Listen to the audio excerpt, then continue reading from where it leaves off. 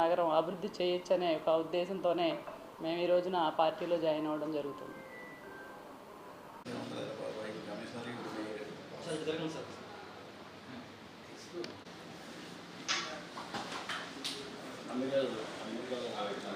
పద్నాలుగులో రాజకీయంగా మొట్టమొదటిసారిగా మరి తెలుగుదేశం పార్టీలో ఆ రోజు ఉన్నటువంటి స్థానిక పెద్దలు అందరూ కూడా ప్రోత్సాహంతో మరి 2014లో రాజకీయంలోకి రావడం జరిగింది.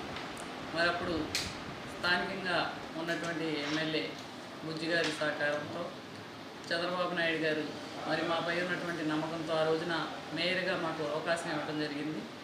5 సంవత్సరాలు కూడా మరి అత్యధికంగా మరి నిధులు కూడా తీసుకొచ్చి మరి ఏలూరు నగరాన్ని కార్పొరేటర్లు అందరూ కూడా కలిసి మరి కలిసికట్టుగా సహకారంతో ఏలూరు నగరాన్ని అభివృద్ధి చేసుకోవడం జరిగింది. మరి అప్పుడు ఉన్నటువంటి కొన్ని పరిణామాల వల్ల మరి వైఎస్ఆర్ కాంగ్రెస్ పార్టీలో జాయిన్ అవ్వడం, మరి ఆ రోజున కూడా మేయర్గా ఎవరైతే మరి గెలుపు అవకాశాలు ఉంటాయని చెప్పేసి వాళ్ళు సర్వే చేసుకొని మరి ఏదైతే మరి నూర్జహాన్ పెదబాబు గారు అయితేనే ఏలూరు నగరంలో మరి మేయర్గా విజయం సాధిస్తారనే ఒక నమ్మకంతో వాళ్ళు మాకు ఆ రోజు మేయర్గా మరి మేయర్ బాధ్యతలు తీసుకొని 3 సంవత్సరాలు అయిన తర్వాత ఇప్పుడు మరి ఇంకా 2 సంవత్సరాలు పీరియడ్ ఉన్నది మాకు.